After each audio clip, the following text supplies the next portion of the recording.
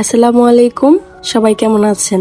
আশা করছি যে যেখান থেকে আমার ভিডিওটি দেখছেন আল্লাহর অশেষ রহমতে সবাই ভালো আছেন। আমরাও আলহামদুলিল্লাহ ভালো আছি। চলে আসলাম বরাবরের মতো নতুন আরও একটি ব্লগ ভিডিও নিয়ে। আশা করছি আজকের ভিডিওটিও আপনাদের কাছে ভালো লাগবে। আজকের ব্লগটি শুরু করেছি সকালে নাস্তা করারও অনেক পরে থেকে। প্রতিদিন আসলে নাস্তা বানানো তারপর সবকিছু তো একটা টাইমের মধ্যে হয়ে ওঠে না, অনেক সময় দেখা যায় একটু দেরি হয়ে যায়। যখন একটু বেশি সময় পাই সেই সময়টায় নাস্তা বানানোর ভিডিও থেকে শুরু করি।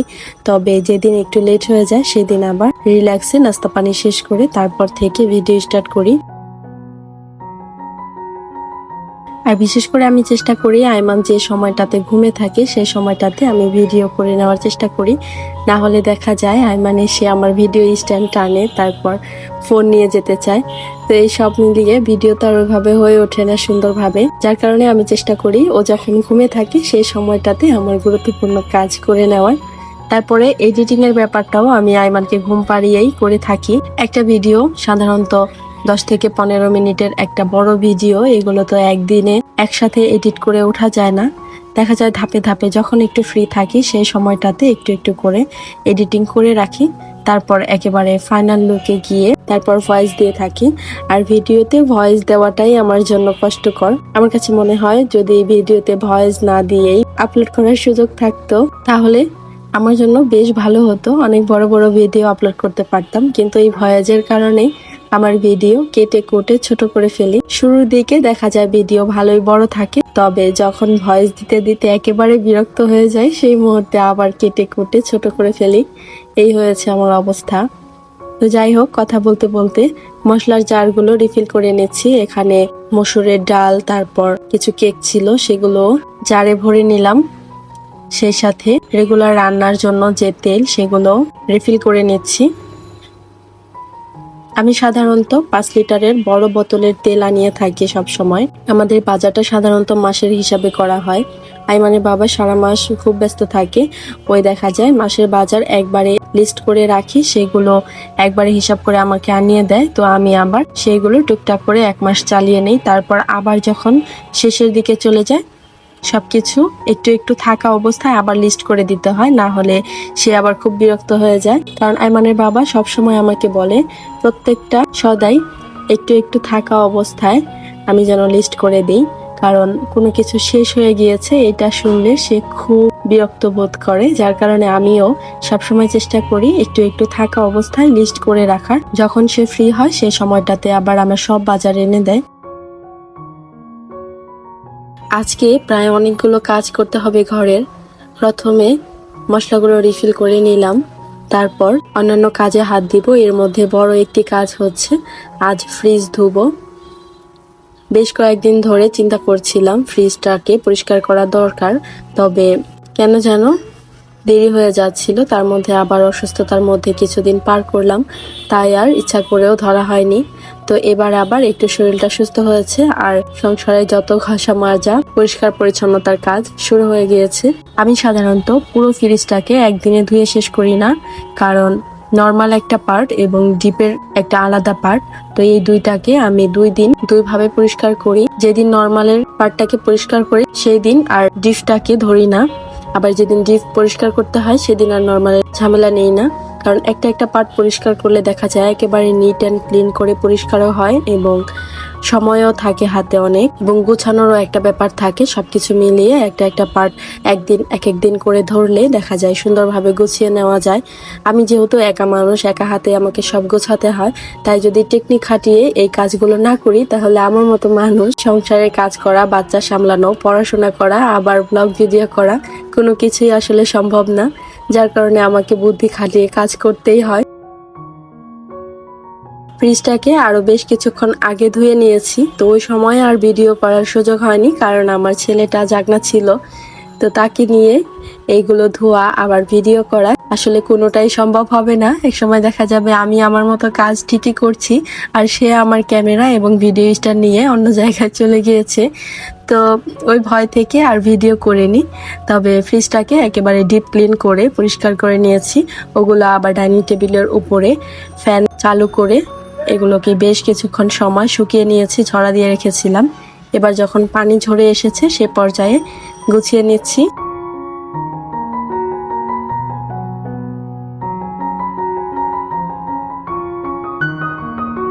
গৃহিণীদের যেন বিশ্রামের সময় খুব কমই আসে, শুধু কাজ আর কাজ একটার পর একটা লেগেই থাকে।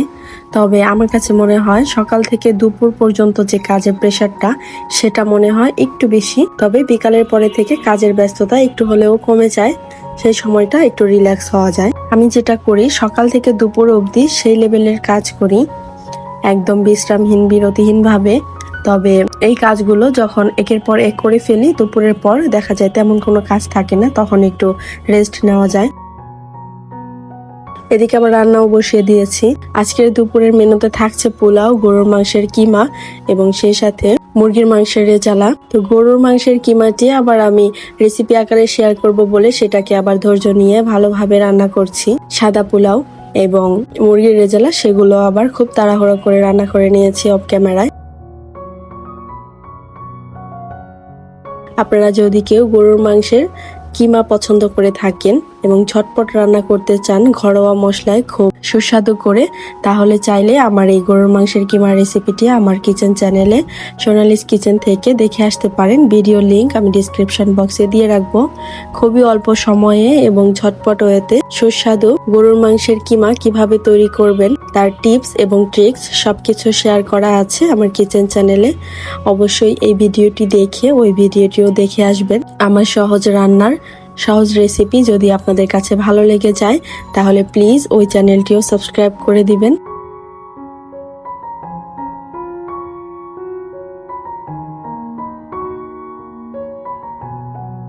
একটা সময় ছিল যখন পোলাও রান্না করতে পারতাম না, তবে অনেক ইচ্ছা ছিল একদিন আমি ঠিকই পারবো।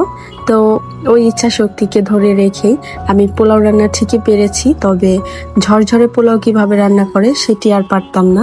এটা নিয়ে বেশ দুশ্চিন্তা ছিল, পোলাও কেন ঝরঝরে হয় না। বেশি ঝরঝরে করতে গেলে দেখা যেত পানি কমে গিয়েছে এবং চালটা ভালোভাবে ফোটেনি, আবার ওই চাল ফোটাতে গেলে দেখা যেত পানি বেশি হয়ে যাওয়ার কারণে পোলাওটা একদম লেটকা হয়ে গিয়েছে। তো এই দুই মিলে খুবই হযবরল অবস্থার মধ্যে দিয়ে চলছিলাম বেশ কিছুদিন। তবে আমার মধ্যে প্রবল একটা জিদ ছিল যে ঝরঝরে পোলাও কিভাবে রান্না করে সেটি আমি শিখবই। তো ওই ভাবনা থেকে এবং ওই জিদের যে একটা জায়গা সেখান থেকে আলহামদুলিল্লাহ এখন ঝরঝরে পোলাও রান্না করা শিখে গিয়েছি। আর সব থেকে মজার বিষয় হলো এই পোলাওটাকে এখন আমি যেভাবেই রান্না করি না কেন সব উপায়েই ঝরঝরে হয়ে যায়। আমরা সাধারণত জানতাম পোলাওয়ের চালটাকে তেলে ভেজে নিলে এবং পরিমাণ মতো পানি দিলে চালটা ঝরঝরে হয়। তবে আমি অনেক সময় দেখা যায় তাড়াহুড়ো করে রান্না করতে গেলে চাল অনেক সময় ভাজার সময় থাকে না। তো ওই সময় কি করি, পরিমাণ মতো ঝোল আগে দিয়ে সিদ্ধ করে পানিটাকে ভালোভাবে ফুটিয়ে তারপর চাল ছেড়ে দিতাম। তো ওইভাবেও দেখা যেত পোলাওটা খুব সুন্দর ঝরঝরে হয়েছে। আসলে ইচ্ছা শক্তি থাকলে উপায় একদিন হয়। মহান আল্লাহ তাআলা ধৈর্যশীল ব্যক্তিকে কখনোই নিরাশ করেন না, এটা আমি সবসময় বিশ্বাস করি।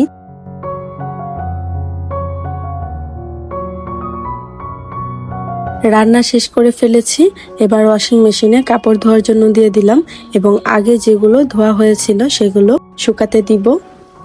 এই ফাঁকে আমি গোসল করব, আইমানকে গোসল করাবো, ওকে খাওয়াবো, ঘুম পাড়াবো, আমি নামাজ পড়বো, দুপুরে আমরা খাবো।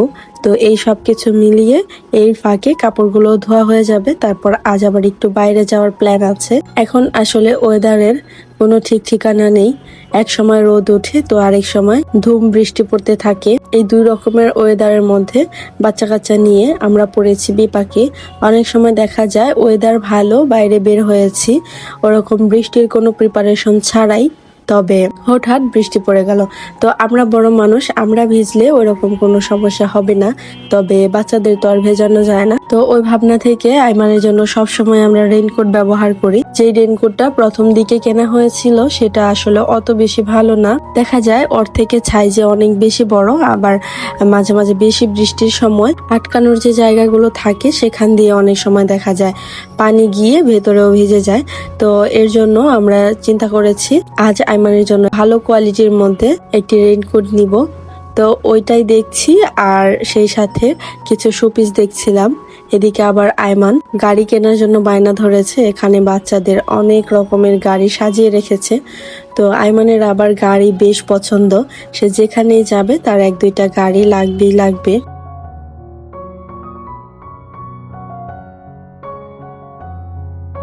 এত সুন্দর সুন্দর শোপিস এখানে সাজিয়ে রেখেছে, সেই সাথে আর্টিফিশিয়াল ফ্লাওয়ার গুলো দেখতে একদম রিয়েল মনে হচ্ছে। ইচ্ছে করছে সবগুলো ফ্লাওয়ার নিয়ে বাসায় নিয়ে সাজিয়ে রাখি। তবে দামের কথা হিসাব করতে গেলে একটা নেওয়ারও বাজেট নেই বর্তমানে।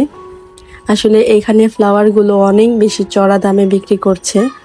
আর এই সেম ফ্লাওয়ার পাইকারি থেকে নিলে এগুলো একটার দামে 2-3টা পাওয়া যাবে। শুধু শুধু টাকা খরচ করে তো আর লাভ নেই। যেটা যেটা পছন্দ সেগুলো একটু একটু চোখ বুলিয়ে যাচ্ছি, পরে যখন কেনার জন্য বাজেট করব সেই মুহূর্তে পছন্দ অনুযায়ী নিয়ে নিব।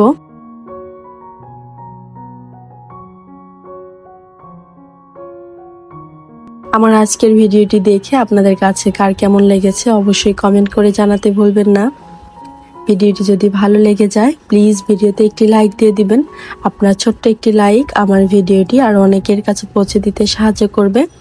আপনি যদি ফেসবুক থেকে ভিডিওটি দেখে থাকেন চাইলে পেজটি ফলো দিয়ে রাখতে পারেন। এই ধরনের ভিডিও নিয়মিত দেখতে চাইলে আমার চ্যানেলটি সাবস্ক্রাইব করে নিতে পারেন।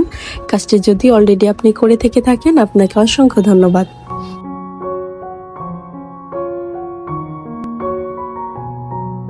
বিদায় নিচ্ছি আজ এখানেই। ফিরে আসবো নতুন আরো কোনো ব্লগ ভিডিও নিয়ে। সবাই ভালো থাকবেন, সুস্থ থাকবেন। আল্লাহ হাফেজ, আসসালামু আলাইকুম।